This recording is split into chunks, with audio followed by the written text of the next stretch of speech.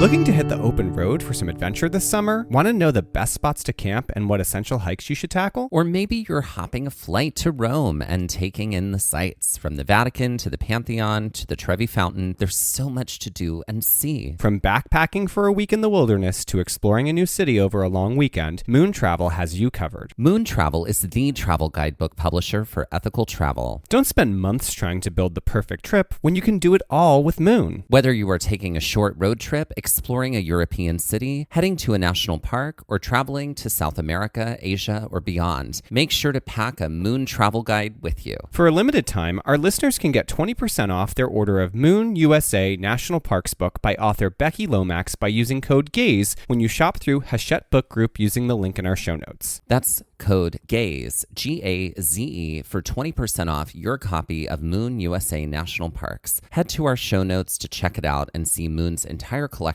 of national parks guides. For more information and to purchase additional Moon travel guides, be sure to visit moon.com.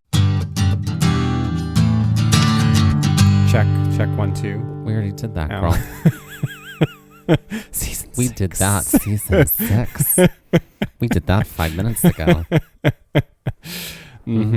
So yeah, welcome to season 6 of our show. Hurrah! I mean, you heard our last episode, obviously, if you tuned in to our trail map, and you got to learn all about the parks that are going to be a part of season 6. And our first is Mammoth Cave.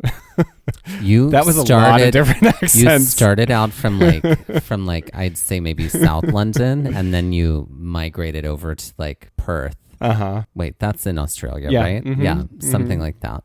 I did. It was like an accent roller coaster there. You were like Adele, and then suddenly Olivia Newton-John. May she rest in peace. Yeah. So we are starting with Mammoth Cave. I know. Yeah, tell me what your relationships to tight spaces are. And claustrophobia. I'm going to also add and claustrophobia. And claustrophobia. Otherwise, this becomes a much less clean podcast. Oh, I'm sure. I'm sure we could dive deep into the conversation about tight spaces. Okay, so tight spaces and claustrophobia. It's not like a debilitating fear. It doesn't coat my entire experience in dread the way that heights does.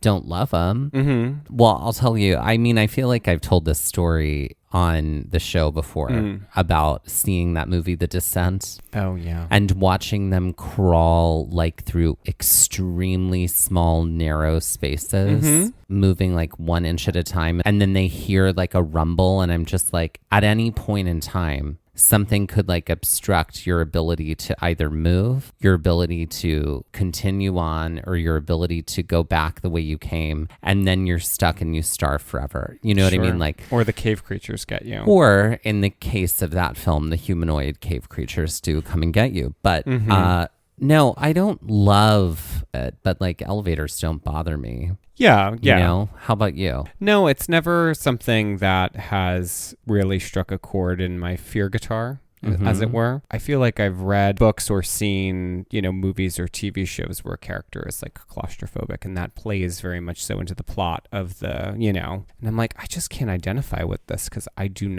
this is not something I experience. You know what I mean? Just in the same way that, like, I think for me, heights was not a thing for a very long time until we went to Morro Rock, where I really had like a height-based fear experience. I mean, that being said, I'm not jumping out of a plane anytime soon in skydiving, nor am I fully involving myself in karst geomorphology school. True. Although one day, perhaps. But yeah, there was something very comforting about being in the cave system that we were in. It just feels like it was also huge. Yeah. It was a very big, very open cave. And you'll hear obviously more about it. But yeah, it's different. It's different from some other caves that we've been into that we'll also talk about this season. There was something that was just very like, it didn't feel confining at all. It felt like, oh, okay, I'm with somebody I know who knows the way out. Yeah. There's room to stretch my body, and so I didn't feel like I was too squished or scrunched at any point. Yeah. My grandmother, she's claustrophobic. She doesn't like elevators. She rides on them when she has to, but she doesn't like them. And I know that I've had other family members who have passed and in their like final wishes are like, I'm claustrophobic. I can't be in a coffin for, eternity or whatever.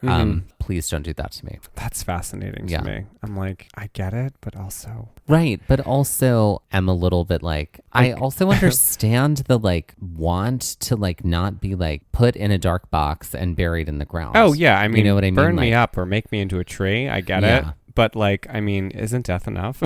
Like, I mean, what are you afraid of? A fate worse than death? No, just death. Isn't that enough?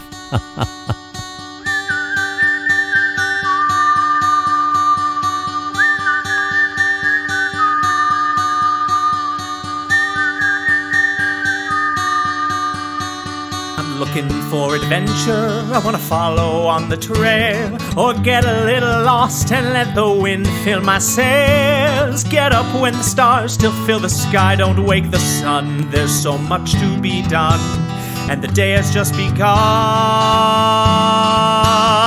Go where the postcards are real, you can feel, you can open your eyes and open your heart when you gaze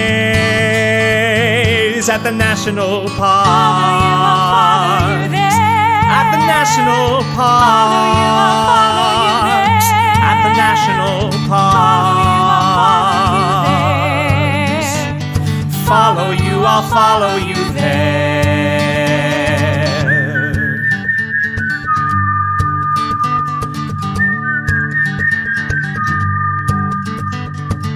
We would like to acknowledge that while hiking and visiting the land, also known as Mammoth Cave National Park, that we are on the traditional and stolen lands of the Cherokee, Shawnee, and the Yuchi people. So real quick, welcome to season 6. We did already say that in the, cold open of this episode of Gaze at the National Parks, the podcast. I'm Dusty. And I'm Mike. That's right. If you're joining us for the first time, welcome. Welcome to this space where we talk about national parks, specifically hiking trails and national parks. Right. And other things of many ilks. And alks.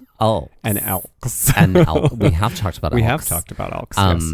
Yeah, our slogan is, this is the show that gives you one hiking trail and one national park, one park at a time. That's right. Currently, we are on Mammoth Cave. We are on Mammoth Cave. Welcome to Mammoth Cave. What a fascinating park space. Oh. Yeah. There's no way we're going to be able to cover all of the fascinating components of all that is Mammoth Cave. No. But in short, oh my goodness, go visit. Right. And lucky for y'all, while we can't uncover or play expert to what it is to visit Mammoth Cave, experience Mammoth Cave, know the history of Mammoth Cave, we happen to have someone who is a spectacular body of knowledge about Mammoth Cave who will be able to do that for all of us. Who's coming to the show. Very soon. So, yeah. Exciting things. Very excited. Excited about caves in general because we haven't gotten to explore caves on this show yet. No. Caves are something that definitely,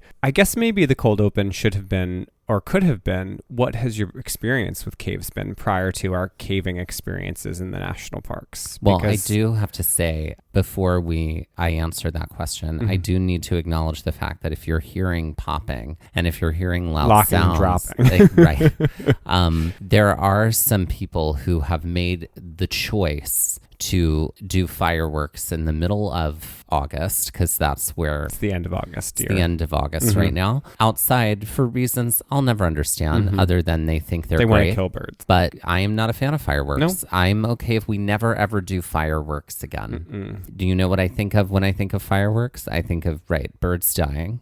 I think of animals, particularly dogs, who are just like traumatized. Air pollution. And I also think of gender reveal parties that make forest fires. So that is what I think. Yeah. I feel like it's send in the drones. Right.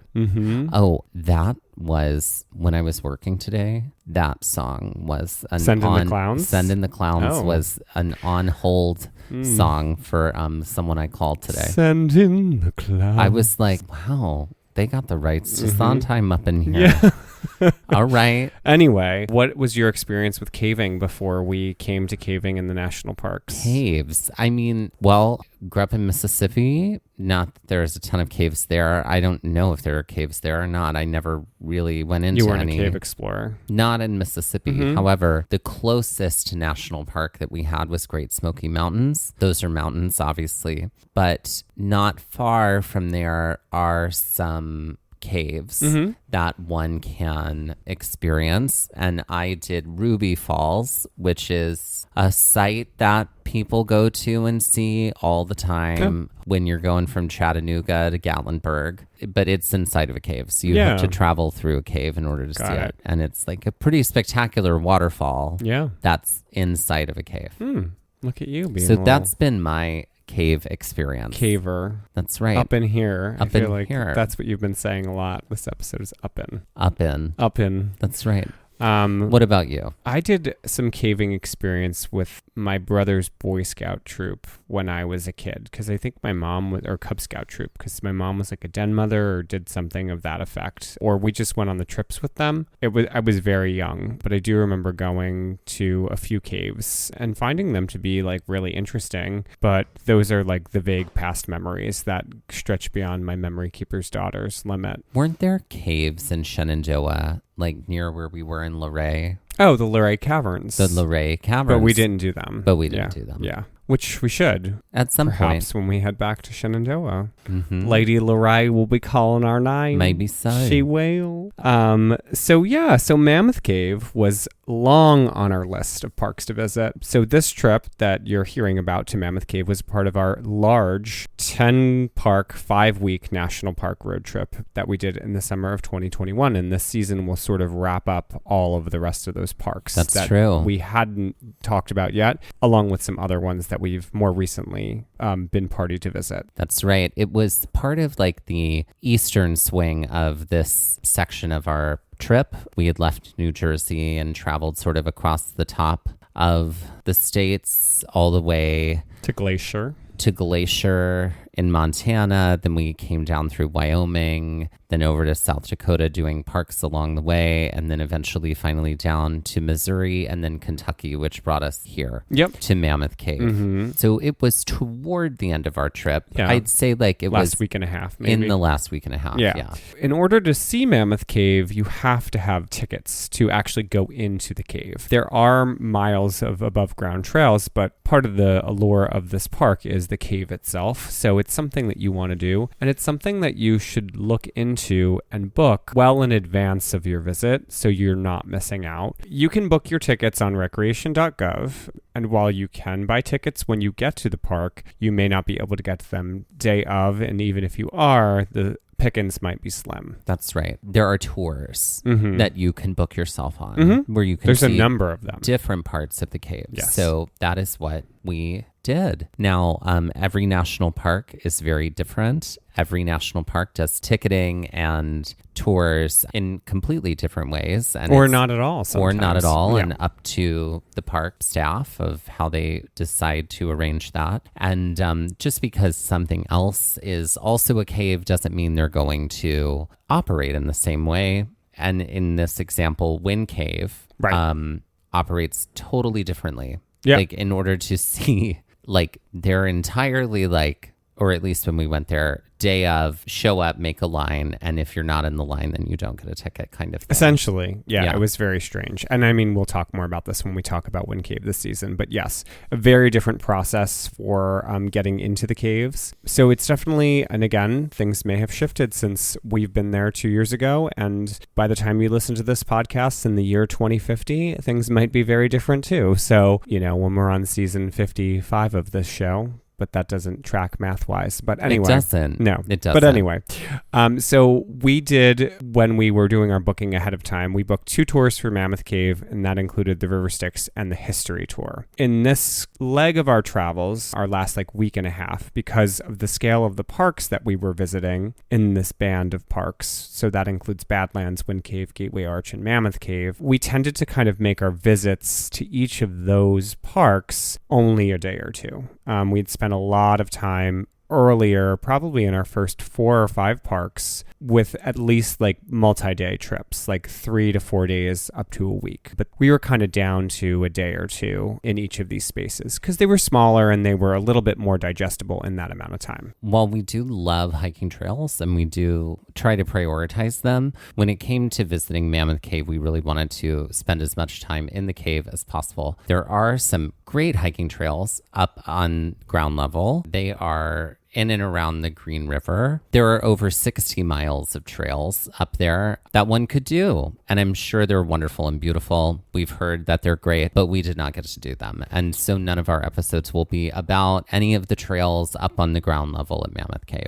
Part of the reason for that, too, that we didn't hike in the park, even though maybe we would have, is that in order to get to the other side of Mammoth Cave National Park, it's sort of divided into like 2 sections. 2/3 of it is north of the Green River and 1/3 of it is kind of in the south. And that's the section where the cave actually is, the visitor center is. And there are some small trails there, but you have to cross the Green River using a ferry which at the time was down. And that made it difficult to get to the north side. From what I saw, you could drive around and it's not prohibitively long, but the Green River ferry does make it very easy for you to go from like Green River Road on the south side of the park to Green River Road on the north side of the park. Otherwise, you're just driving like an extra half hour to kind of get all the way around. So this was also part of the reason we didn't do any hiking. So on this morning, we were leaving St. Louis and it was a 5-hour drive. We had gotten up very, very early because we had a time for our tour. Mm-hmm. And we wanted to make sure to arrive with time to spare so that we could have our visitor center moment. But we were leaving St. Louis because we had gone there to do Gateway Arch National Park, which you'll be hearing about later this season. But yes, our tour was at 11:30. We were able to get up not terribly early, not as early as we've gotten up before. No, but we were still up pretty early. But we did have to leave around 5 a.m. Yeah. in order to get there. I do remember I drove first. Yeah. And then I think we switched. Mm-hmm. So we were hustling and we didn't make a lot of stops along the way. We did stop at a gas station, probably like a half an hour from the park, and we had plenty of time to spare. But it felt good to finally start getting a little further east. Yeah. Because we had been so far west in previous weeks on this trip. Yeah. Yeah, we were starting to really feel it in our bones. Oh, I think also just the space between things out west versus the space between things in the east was like, oh my gosh, it was like there's more people here and there are things as opposed to these gigantic open spaces, which are beautiful in their own right, but very different for an Easterner heading out west. So we sort of had an insider in regards to Mammoth Cave, and someone who you're going to hear from in 2 separate episodes this season. His name is Bruce Hatcher. Bruce was a listener of our show who happened to do a lot of work with Mammoth Cave. He was someone who was incredibly gracious with his time and his expertise regarding the cave. So when we told him what our plan was, and we had been in correspondence with him on our trip because we told him we were coming, he had suggested that we cancel the history tour, saying that we essentially were going to get a lot of this on the River Styx tour and that we would meet up with him post the River Styx tour and do some caving with him. So when we got to the visitor center, we parked and we made our way inside. It was pretty crowded already. Yeah, it was really crowded. It was clear that, Mammoth Cave is a hot spot and people visit and people like to visit. We took care of the business that we needed to take care of. Like we were able to cancel that one history tour. Also, this was a visitor center where you could distinctly see the difference between like the park shop where you would buy things that were in and would support the park versus the shop that's just like has stuff that one could buy that doesn't support the park. Both of these things exist in this visitor center. So the park shop was over to the right. So I did get a t-shirt in there because the t-shirts were cute. Mm-hmm. After working to cancel our tour at the desk, we also talked to the rangers. These were the folks that let us know that it would be difficult difficult to kind of get to the north side and hike on that side. And we also got a chance to go through the exhibit here, which I thought was a great exhibit. And it was a really good exhibit. Very engaging, very interactive. And we actually got to see some photos of Bruce within the exhibit. That was fun. That was cool. Because he does a lot with the park. Again, things you'll hear about in a later episode or two. That's right. So when it was time for us to finally get to the tour, we headed on over to an outside pavilion it was Shelter A, is what it was called. And that was where our tour was leaving from. There are a few outdoor shelters here where tours leave from. We met the ranger to congregate with the group that was going on the tour. Our rangers' names were Ranger Dave and Ranger Emily. They were amazing. We loved them. Big fans. Really great. They did let us know that the tour we were on was going to be about 90 minutes long. So to make sure to use the bathroom now. Yeah, essentially. Which I did. So some things to note about caves and some things, specifically Mammoth Cave, and some things that don't need to go into the cave include backpacks, walkers, strollers, backloading baby carriers, front-loading carriers are fine, firearms, and flash photography. So you can take photographs in the cave, but it is tricky. It involves a long exposure to allow the light to come through. It's basically has to be still. So if you're holding it in your hand, you're holding your camera in your hand, you have to, even if it's an iPhone camera, you have to be very still with it. Otherwise, you get a very shaky photo. And there's basically no way you're bringing a tripod on this tour to set up and try to take photos because it would like hold the group up. So yeah. Also note that while there are parts of the cave that are accessible to all people of all kinds of mobility, there are quite a few spots that would definitely be strenuous or difficult for people with limited mobility. Also, temperature. It was very hot. This was July. Yeah. We had been hiking above ground during for like 3 weeks, basically. Hot months. We were excited to go underground and get some natural air conditioning. Yeah, that I found to be like totally true. It was so much cooler inside. Yeah, it was like a 40-degree drop of temperature. So it's like... who was complaining? Well, it's kind of wild to... I mean, we were grateful because we had everything with us in the car because we hadn't stopped at an Airbnb. We hadn't stopped at our place where we were staying. Oh, no. And wait till y'all hear about that. So we definitely... had long sleeves and other things with us. So we were able to just have that, which was good, in our jackets. So you will need warmer clothing, especially if you're going in the summer, because it will be a little bit of a shock to the system for sure. And by warmer, like sleeves. Layers. So once we go over everything at Shelter A, we start making our way towards the historic entrance. So we walk from the shelter area behind the visitor center along a paved path. And this kind of takes us into the forest, which begins to curve us around towards the historic entrance. Dave our ranger stops to chat with us about the rocks we are seeing above ground and how the formation of the cave system developed, due in large part to the limestone that makes up this entire area. In case you were curious and didn't already know this, the two of us are most definitely those people who always ask a ton of questions on a tour because we're both just so curious.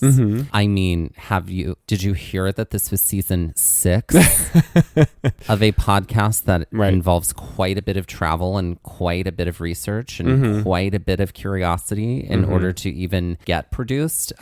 So we are definitely those people. And we were those people on this day as well. Yeah. Eventually, after winding through the woods for a little bit, we make our way down this paved path to a set of stairs, which curves into the large cave mouth, which is the historic entrance. It's a double set of stairs, so as we're going down the steps, there are groups coming up the other side of the steps. Once at the bottom of the steps, there is like a long kind of corridor here. There's like an airlock beyond that, and a lot of this is due to the fact that the rangers and the national parks are actively trying to protect and preserve these spaces for future generations. So that's right. And you'll learn as we go into the cave, there's a lot of reason, especially in Mammoth Cave and especially in caves in general, why that is the case. We entered through the cave mouth and we traveled down the paved corridor, and then we pass finally into this like fairly large chamber that is well lit. And with that, let's take our first break. Drop-In. So Drop-In is a new game that we came up with this summer. Yes. It's like it sort of lives in the world of before and after. Mm-hmm. However, it's not a before and after. A before and after would be Kerry Washington Monument. Mm-hmm. What is Kerry it? Washington Monument. Yep. Correct. Mm-hmm. What is a drop-in? So drop-in is like a phrase that's dropped in typically between two words. Or one phrase dropped inside of another phrase. Yes. So, for example, this actress who was the star of The Flying Nun, who appeared in Mrs. Doubtfire. Lincoln, Mrs. Doubtfire, and Forrest Gump, with the phrase that a football coach might tell his players in order to get another down. A touchdown. Well, to get another, Yeah, or get it down. Yeah, I guess so. Look at us using our sport terms that we know. And the answer... That's all from queer trauma. Correct. Queer trauma.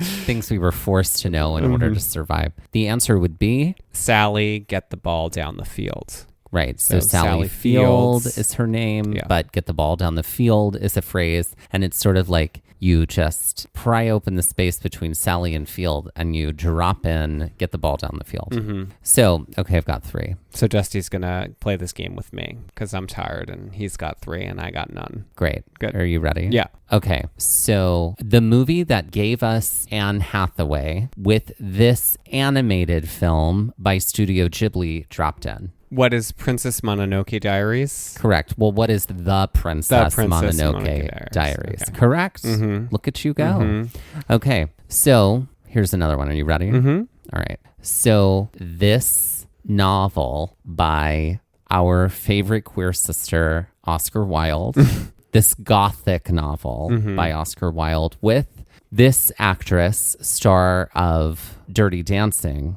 dropped in. What is the portrait of Dorian Jennifer Grey? Very close. What is the picture of Dorian Jennifer Grey? Mm-hmm. But yes, exactly. Mm-hmm. Dorian Jennifer Grey is what I imagine that character's full name is. Mm-hmm. And that just feels very queer to be like, Dorian Jennifer Grey.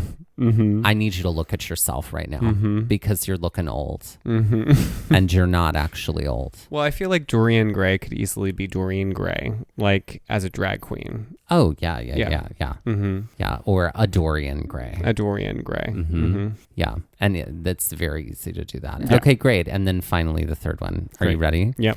This is an almost drop-in. Okay. Which means it sounds like it works, but the spelling isn't exactly correct. Okay. This iconic Meryl Streep, Anne Hathaway, Emily Blunt film about the fashion industry with a children's book series dropped in. The children's book series being not one that has a plot, not one that has a story, but one that has a tall man that you need to find. What is The Devil Wears Waldo Prada? There you go. The Devil Wears Waldo Prada. Mm-hmm. Now Waldo Prada sounds like its own thing. It sounds like the kind of Prada that you get at Costco. You know what? Go check the Waldo Prada table because I bet you there's some couture over there, I'm sure. Right next to the bag of deli meat. And that's dropping. Holy cow. This is a gigantic cave. Now, we had done Wind Cave prior to coming to Mammoth Cave, and we're not trying to talk too much about Wind Cave because we have episodes on that later in the season, but the distinction could not be clearer here. Oh, yeah. Totally different experiences. Amazing. So the first space that we enter into after passing through the historic entrance is called the Rotunda, and this is just incredibly massive. It's one of the first branches of the cave, and it's very well lit, so you're essentially able to see the enormity of everything. And when I say branches, just think about like the branches of a tree. There are different kind of paths that one could travel in the cave depending on what particular tour one is doing. And so the Rotunda is sort of like a launch pad kind of hub spot for other arms of the cave system. I think it is important here to sort of talk about a little bit why Mammoth Cave has its name. The reason Mammoth Cave is called Mammoth Cave is because in this area of land, also called Kentucky, there are so many underground caves. Due to the geology of the area. Due to the geology, exactly. And then basically what is happening, or what has happened over the course of many, many years, is a lot of cave systems, which is what they call caves that are connected to each other, have all started to be discovered to be connected. And so the Mammoth Cave system, which is what is protected here by the National Park Service, is over 400 miles long. That means 400 miles of cave. Yeah. Under the ground that is all connected in one system. Yeah, it's wild. And when you go on a tour you scratch of the river surface. Styx, you see all 400 miles of it. Yeah. I say as a joke. No, obviously, you're only touring like a tiny little blip of an area. Right. That like is big enough for people to visit. And safely accessible. Safely accessible. They have added, railings where they needed to go. They have made sure that there's the correct amount of accessibility so that people can see different spots of it. And like all of that is part of the National Park Service's mission to make sure that it can be accessed by people. But this is what they call the historic entrance, and it is a very large, huge area. Yeah. There are many other entrances to Mammoth Cave. This is just one of them. In the Rotunda area, there are some monuments here, which are off to the side behind some railings, as Dusty had mentioned. And there are some placards off to the side here and there as well. The space is lit with both white and orange light, which provides for a lot of interesting contrast as we're walking through this section of the cave. The lighting shifts a lot as we go through the cave, and specifically on the River Styx tour. As we walk around this area, Ranger Dave is great about giving us context for different things and also just letting us like look and take everything in. We continue to walk through this large tube known as Broadway. The striations in the rock and then also in the ceiling are so incredible here. One might think that this area of cave in particular was sort of bored out by humans and made larger because of, our interest in getting inside, but it's not. It's all nature. That's right, baby. Broadway has a lot of what looks like tumbled or loose rock on the sides of the quote-unquote trail. It's like a path that we're on, essentially. And it almost looks like there was a rock slide here. And I don't think we asked about this when we were on the tour, but it's my assumption that the smooth path that we were walking on was not always smooth, and that it looked very much so like this loose rock covering we were seeing onto the side, and that most of that loose rock covering that we're seeing is also stuff that used to be where the path now is, that it was just kind of moved over. Because I'm assuming they weren't carting too much of the cave out, and they wanted to try to maintain as much of the natural splendor of the cave and its natural state rather than disturbing too much. And they've already had to disturb a little bit to make the pathways clear for people to be, accessible in this space. We continue on to Gothic Avenue, which is another large section of the cave. It continues to be like huge and impressive and enormous, and like the scale of this like enormous like subterranean space. So like what would you compare this to as far as size? For me, it's funny, like it's a funny reference. I feel like it almost felt like being in like the Louvre or like in a cathedral somewhere, and like looking like the Louvre, there's parts of the Louvre that are just massive. For those privileged enough to have gone to the Louvre. Oh, okay. Well, sure. Jesus Christ. Throw me under the bus of, everything. So it feels very much so like a cathedral. For those privileged enough to have been to a cathedral. Yeah, that's how you sounded. Old and dusty. Well, it's in the name, girl. But yeah, and especially the dramatic lighting really, I feel like, played into that here. The lighting that the Park Service had set up, like, helped you to really take in the space and give it pageantry too. Yeah, it certainly did all of those things. And it does feel like walking in this giant long tube. And I definitely agree with you regarding cathedral, right? Or like it's just enormous and enclosed and like over your head. Yeah. You know? It's vaulted, essentially. Vaulted. Was the lighting nerd in you just exploding here? Oh, it was because like you don't, I mean, and that's the thing, like you don't have to do much work in order to like highlight just how fascinating and beautiful and intricate like all of the twists and turns of these walls are. Yeah. And they are all from water. Amazing. And it's all water, all erosion, right? Yep. Brought to you by erosion. Yet again. Continues. Our sponsorship from erosion continues. Seriously.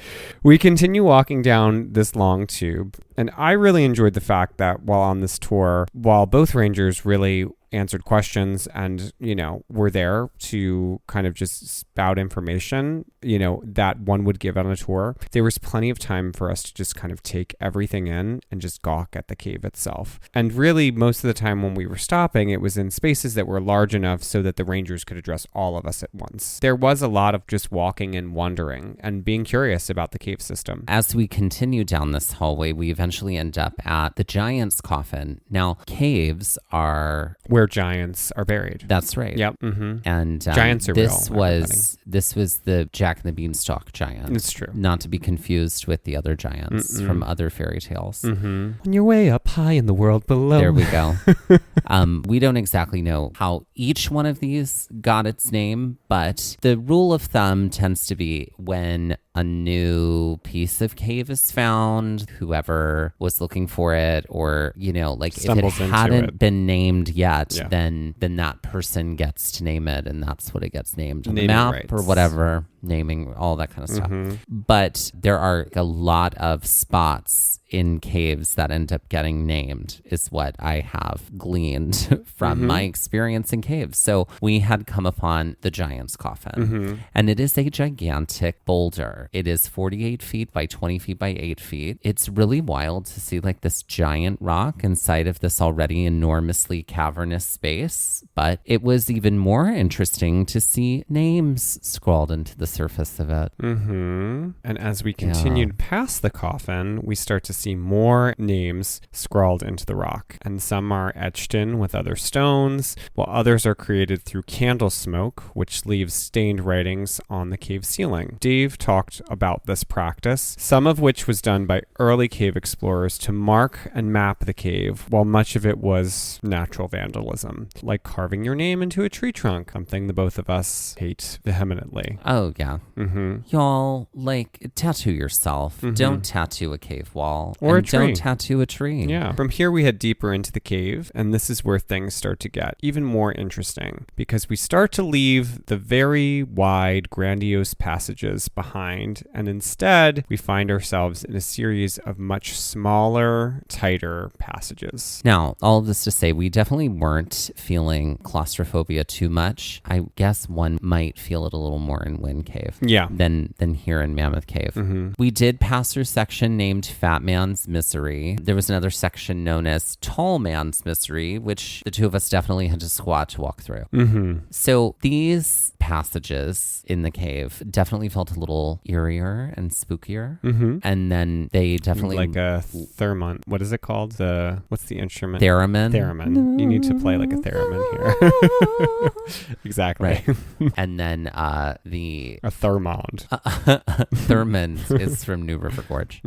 But the lighting here was so cool because they were definitely leaning into it, and it was like very orange and yellow lighting. And like it was, you know, we could see the historic writing. I think that's probably why. Like, I think that white light would probably be more difficult to see the writing, like just because it's so glaringly like blinding. And that the yellow and the orange light gives a little bit more visibility to those things. That's my assumption as far as why, you know, the cave lighting is like that there. But it definitely has a different feel here. Oh, it sets the mood. Yeah. It definitely sets the mood. And Careless Whisper plays. As we're walking through these narrower sections, we do eventually lead back into these larger passages, which will eventually take us down to River Hall. And with that, let's take our next break. Ladies and gentlemen, Please welcome to the stage Hide Evacuate. Hide Evacuate. Okay, so this is the section of our show called Drag Corner. If you're joining us for the first time, we do invent drag names while we are on trails. It's one of our favorite games. We do have a list. It's at 1,500 names now. And that's 6 seasons worth of names. Yeah. And previous to seasons. And previous too. to seasons. Yeah. Yeah. Yeah, that list has been going for a long time. Yeah. We invent a drag queen every episode. And bring them to life. That's right. And today's drag queen is Hide Evacuate. Hide Evacuate. Hide Evacuate. Hide Evacuate is she's like the floor fire marshal. Oh, I love it. And she's responsible for all of the safe schools trainings that you have to do regarding. Hold on. Did everything. you have one of those sashes, and was that you? I was a bike safety in elementary school, which meant that like I was responsible for making sure that kids who were biking could like get clear of the driveway. So, oh, I see. Yeah. So this is where the sort of like control complex comes wow, from. we are really just. You're gonna find your wigs filled with shrimp. I'm But just yeah, setting you up. You had a little badge. You had a little sash. It buckled with Yep. Oh, I see it all. Great. Yep. I see it That's all. Well, you put it on, you and won't that see that shrimp when it's that pouring down your face. sense of just authority like in just Carrie. came out. Bucket full of shrimp's blood. Good luck with that. Yeah. I'm with you here, but I like the idea of like a floor fire marshal being like a inspiration for drag queen. Listen, anything can be an inspiration for drag queen, but fire safety and evacuation safety, I think, is a great place to get inspiration for drag queen. I feel like one of her looks is going to be like that blanket material that's like tinfoily. Yeah. That like is to like Mylar. that keeps you warm after like, you know, you've been through a traumatic experience. Like, I feel like that's a great like look. I needed like, one of those in elementary school. I feel like it's like it actually is a flip down gown. Like it's all bustled up into a skirt that's like neon yellow, and then like there's a moment where like maybe it's like a Katniss Everdeen, this girl is on fire, and I like love the gown that. drops. I would also like a wig reveal Sure. from something like that's a down do, like that, or that's like long and flowy, and then it reveals into like basically just like a flame, not like a real flame, but like in the shape of a flame, like Pink's hair. Yeah, kind of like that, but like tall and fuller. Oh yeah, Interesting. I'd have to maybe inflate. Okay, so this girl is on fire. That's a great lip sync song. Great lip sync song. What would her merch be? I think her merch would be like tiny little fire extinguishers that like would actually be like seltzer sprayers. Are they seltzer sprayers or are they like breath freshener? Oh, Banaka. Yeah, is that what it's called? Yeah. Banaka? Yeah. What's that? It's like an alcohol based spray that freshens your breath. I've never heard of that. Banaka. I mean, she's Don't- a queen. Don't waiting to Banaka happen. until you try it. That's right. Right? I'm pretty sure it's Banaka. Now I've got to look. Yeah, Banaka spray. Put her on the list. Put her on the list. Banaka. Yeah. Banaka Spray. I think her last name is Sprae. Banaka Spray, or Spre with an X with like an accent mark on the top of it. Spray. Yeah. Banaka Spray. Oh yeah. Okay, great. So maybe Banaka Spray is the opener for Hide Evacuate. I like it. I love and it. they have joint merch. They do. They do, because Banaka Spray would be sponsored by Banaka Spray, and therefore the shape of it would then be a little fire extinguisher. But the other thing is, I want Hide Evacuate to be that fire extinguisher. It's a functioning fire extinguisher as a spray. There's this a hat, wearing a hat. Yeah. But a functional fire extinguisher that's small as a Banaka spray. But I want, instead of the actual shape of an extinguisher. It is hide evacuate in what appears to be a costume that looks like fire extinguisher.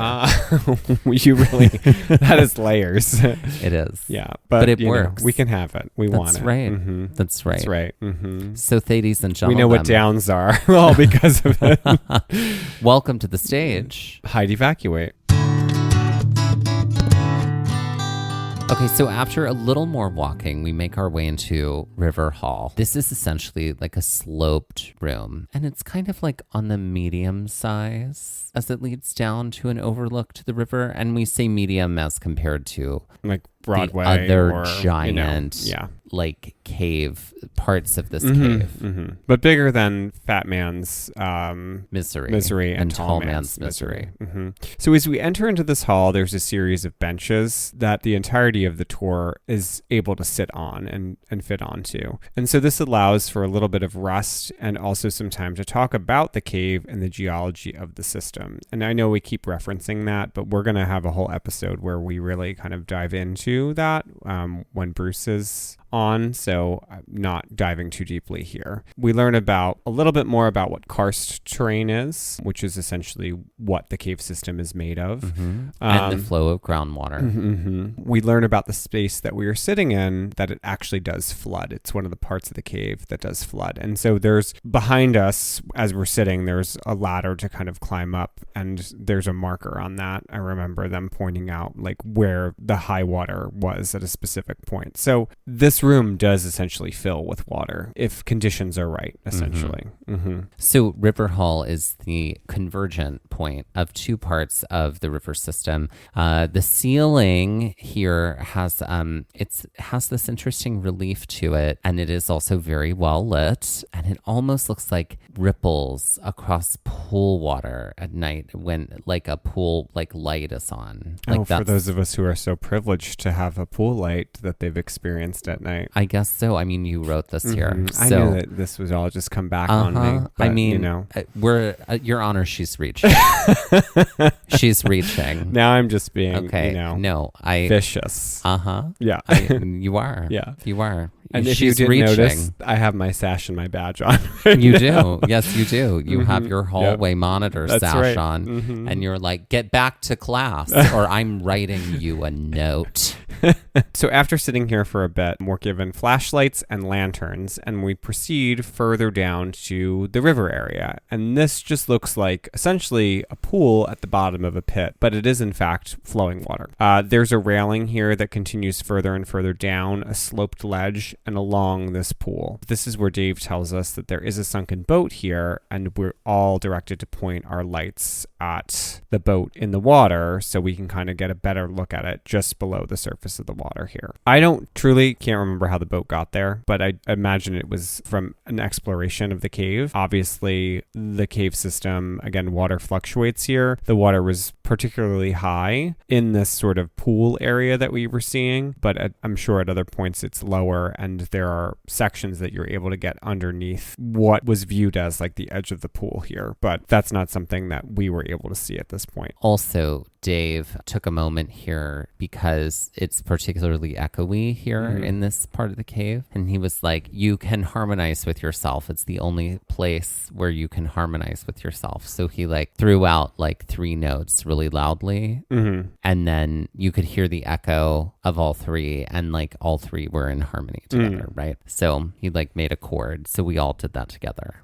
This is also a point where Dave is like, we're going to turn off all the lights. You're going to turn off your lanterns, and we're going to experience what true dark really is. Well, you know what that is every day of your life, every night of your life. That's right. That's right. You know, the darkness lives within me. You know, at an appointed moment, everybody here turns off their lantern or flashlight, and we stand in the total dark. I believe what he had us do first is actually shut our eyes so we could kind of acclimate to what it was like to be dark. Then, before doing this, figure out where the switch on the lantern or the flashlight was so we could turn it off, turn off the lamp, and then open our eyes in the dark. And it was, I mean, it's the void I stare into every day. Yeah. So I mean, it was complete and total sensory deprivation. Yeah. Darkness. Nothing. Yeah, right? like you couldn't see your hand in front of your face, like No. even if you tried. No. So it was really cool. yeah. I liked it very much because You know me. I do know you. And also it's like, you know, they talk about how like it's kind of hard to find like true silence, right? I feel like it's also hard to find true darkness unless you have a friend like you. That's right. Yep. Or you're down in the underground. Right. So eventually we turn the lights back on and we make our moves to head back up to River Hall, which is where we return the lanterns and flashlights. From here, we continue to make our way to a juncture point of Sparks Avenue. There are some steps here and more of like a moody orange lighting lining our path. And then this takes us to a gigantic vertical shaft known as the Mammoth Dome. So this is essentially the last leg of the tour that we're on right now. And there are some pretty spectacular views, including what is known as the ruins of Karnak. Theremin sound.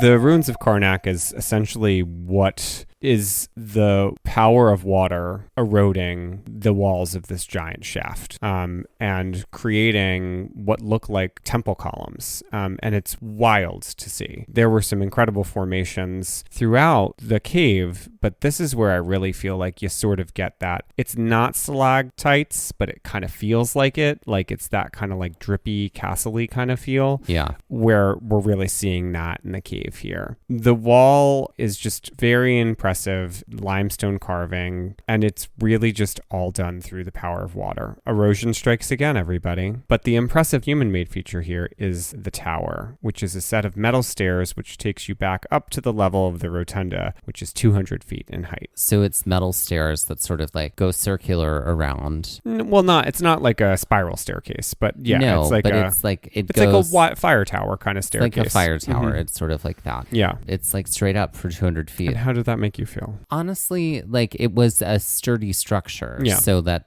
didn't make me feel so antsy. No, not at all. Now, there were times earlier in this like walk through, you know, like this River Styx tour where like we would pass other shafts and then like you could look down and see just like this long drop. Yeah, the bottomless I mean, it was pit. like a narrow drop, like bottomless pit, like things like that that was terrifying to me. And I just was like, thank God this is only like 4 feet of this like walkway right now, you know? So, and it was one of those, like, if you didn't look down, you'd miss it. You know what I mean? Yeah. So this was certainly like more heights, but I didn't find this to be any kind of terror-inducing circumstance for me. At the top of the tower, we're basically on a viewing platform where everybody's able to congregate, and this is where you're able to get a very close-up view of Mammoth Dome. Like, we're not that far from the ceiling, comparatively, from the bottom of the cave, or the bottom of the shaft that we were in. So it's really interesting. I feel like it's, with the exception of the small, narrow sections of the cave, as far as a larger section, this is the closest we are to one of those vaulted ceilings. So It was really, really neat to see that. So from here, we continue on to an area called Audubon Avenue, and it brings us back to the wide open spaces from the start of the journey where we were in the beginning. When we reach the connection point at the end, brings us back into the rotunda space. And then while we're here, Dave goes over some more about the cave, including the historic uses from indigenous people who made home in the cave to the experimental treatment of tuberculosis that they used the cave for much later. To cave explorers.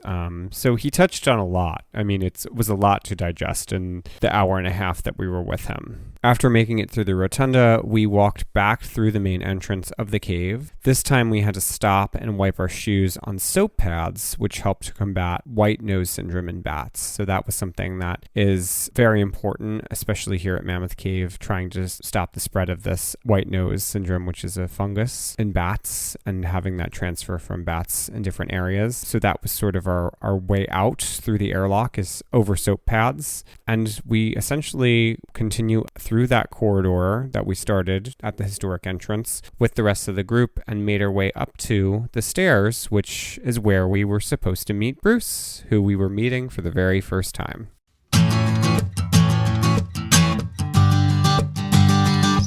Let's put this tour on the Karen Stone scale. And I know it's a tour, but I do feel like there was quite a bit of walking involved, and there was quite a bit of climbing stairs involved. So I do feel like it deserves to be put on there somehow. Okay. I'm going to give it a 4. I was going to say 3. So in a very similar neighborhood. 7 out of 20 Karen Stones. Yeah. For the most part, it's very flat. It's, very walkable. There are some tight squeezes. There are some, the tower is pretty, big. But for the most part, it's not treacherous terrain, I didn't find. So now, it would be fun to come up with a tour-specific drag name. Right. That rates sort of like the context and historical information one gets on a tour. And I'm trying to come up with her name. What's a good name? I feel like it has to do with like learning and exploration and knowledge and deep diving,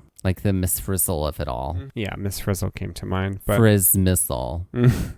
No, I don't know if it's going to be something that's decided today. It will have to come to us organically. I guess so. Not to be forced. Yeah, because Karen Stone came to us organically. She did. Yeah. All right, we'll allow her to show up when it's her time. Yeah. And now, let's end this episode with some Jeopardy-style trivia. And for the folks who are joining us for the first time, first of all, can we just take a moment? There are so many of you who listen to our show every single week. And we see it and we see you and we want to thank you. We want to thank you so much for continuing to go on this journey with us. Absolutely. We want you to know that it's part of the reason why we do this is because we do feel like we have like a back and forth with you all. We love hearing from you. We love going on your day with you, whether that's like, if you're, driving to work or you're on a walk, maybe you're outside, maybe you're doing the dishes, maybe you're putting stuff away, maybe you are, running errands, whatever it is. We deeply appreciate the fact that you've taken us with you on that. And that means the world to us entirely. Part of our organic, the organic fun that has always been sort of present in our friendship is our love for games and writing games. And we both write Jeopardy games, which is why at the end of every episode, we end with 2 categories of Jeopardy style trivia. It's true. Because we do love Jeopardy. We do. So I write a category, Mike writes a category, and then we see how many Voila. the other can get. Yeah. So, Mike, I think I want to get us started tonight. Great. All right. Shall we? Tonight, today, whatever time you're listening. Whatever time you're listening. Okay. Are you ready? Okay. So my category is called Styx in Song. Great. So this category is inspired by the band Styx. Great. I'm glad I avoided this as a category because it was something I was thinking about too. But obviously it could have been Styx in mythology, Sticks and Stones. Right. There could have been so many Styx related. So here's how this category is going to work. Okay. Is I'm going to give you the lyrics. Okay. From one of Styx's top 10 hits. They only had 8 of them. And then I'm going to give you a ton of clues to try and get you to guess the title of the song. Great. Some are easier than others. Sure. Okay, but are you ready? For 100. On board, I'm a captain, so climb aboard. We'll search for tomorrow on every shore. What was that? On board, I'm a captain, so climb aboard. It's the, we're birds of a feather, we stick together of my guy. It's you're thinking the about parallelism of it. Yeah. I'm sticking to my guy like a stamp to a letter. Like a stamp to a letter, like birds of a feather, we stick together. Yeah. It is. Yeah. Well, a word always rhymes with itself, right? So on board, I'm a captain, so climb aboard. We'll search for tomorrow on every shore, and I'll try, oh Lord, I'll try to carry on. Our lyrics from this song that peaked at number 8 on the charts in 1977 and whose title sounds like something Popeye might shout to Olive Oyl from the deck of a boat. What is Come Sail Away? That is correct. Come sail away with me. That's right. I do love that song. For 200. Gathering of angels. Exactly. For 200. I know you feel these are the worst of times. I do believe it's true. When people lock their doors and hide inside, rumor has it it's the end of paradise. But I know if the world just passed us by. Our lyrics from this song that peaked at number 3 in 1990 and has a title that serves as the antithesis of the first line of lyric in that selection, and is also a reference to Charles Dickens' A Tale of Two Cities opening line. What is the worst of times? And what is the best of times? There you go. Sorry, what I is couldn't remember what you said. The best of times. It's, I know you feel these are the worst of times was the line. So yes, the best of times is correct. For 300. But I'll be lonely without you, and I'll need your love to see me through. So please believe me, my heart is in your hand, and I'll be missing you. Our lyrics from this song by Styx that peaked at number 1, their only number 1 hit. For, I think it's their only number 1. One of their only number 1 hits. It might be their only one. For 2 weeks in 1979, and has a title that is reminiscent of a book about a herding pig by author Dick King Smith. What is Babe? Later became a film. What is Babe? Correct. Yeah. Babe.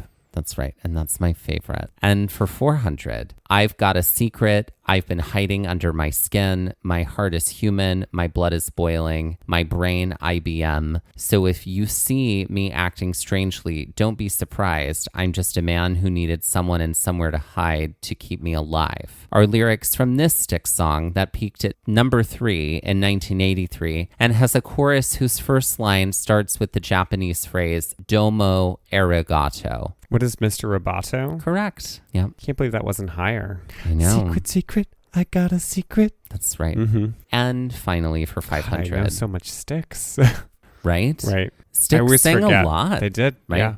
For 500. When you're with me, I'm smiling. Give me all your love. Your hands build me up when I'm sinking. Just touch me and my troubles fade. Our lyrics from this Styx song that peaked at number 6 in 1974 and has a title that could have been inspired by the other word in the name of a current reigning pop diva whose second name is inspired by a Queen song. That's a lot of clue right there. You can get it though. Put it together. Pop diva who has 2 names, or 2 words in her name, I should say. First word and second word. The second word is inspired by a Queen song. And that's the song I'm looking for? No, you're looking for the other word. What's the Queen song? Is it Megan Thee Stallion? I've got nothing. Who is the pop diva from Chromatica? Oh, whose Lady second Gaga. word? Okay, Lady. Thank you. The answer is Lady. Okay, well, pardon me. There's a very large library of Queen songs, including Stallion. That's it. Yep. Stallion. Stallion. Megan D. Great. All right. Well, it's your turn. Lady. Okay. Well, my category is titled Mammoth Dome, and this is all about bald men of Hollywood. Oh, great. Inspired by Mammoth Dome, which we passed through. I'm ready. Great. For 100, the glistening head of this Mammoth Dome belongs to the actor who portrayed Jean-Luc Picard, head of the USS Enterprise in Star Trek. Who is Patrick Stewart? That's correct. For 200. While in his wrestling days as The Rock, this now actor still sported a head full of follicles, but as his acting career has grown, his baldness has become more prominent. Who is the actor? Is Dwayne Johnson. That's correct. You talked about him today. That's right. For 300, this critically acclaimed actor found his way into the Star Wars universe as the first actor of color playing, not just voicing, a Jedi. Replete with a purple lightsaber and a gleaming dome, his character, Mace Windu, was a fan favorite. Who is Samuel L. Jackson? Yes. For 400, this Oz actor turned Law & Order actor turned the Closer actor, who also played an abusive music teacher in the film Whiplash, sports a pretty good dome through many of his roles. He was in Oz? I'm pretty sure. I feel like you're getting 2 people confused, but I could be wrong. This person might have just been in all of those things. Yeah, he was in Oz. Yep. So, so it's not Stabler. No. Think about the film Whiplash.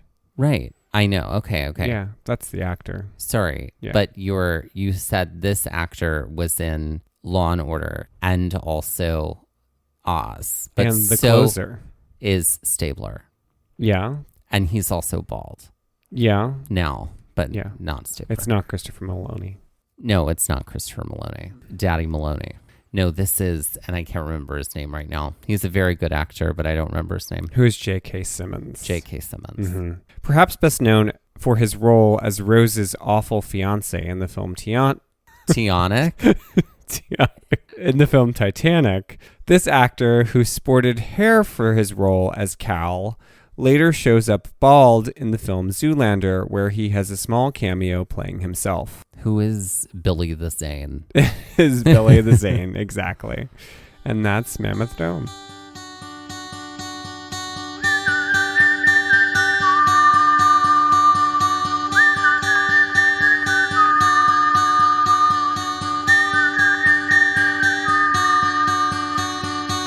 This has been Gaze at the National Parks, the podcast, and we're here to remind you to hike early and hike often, and that adventure is always out there. Gaze at the National Parks was created and is hosted by us, Dustin Ballard and Michael Ryan. To see images from this episode, follow our Instagram at Gaze at the National Parks. To contact us, email us at gazeatthenationalparks@gmail.com. To find out more about the parks visited on this show, visit our website, gazeatthenationalparks.com. That's Gaze, G-A-Z-E.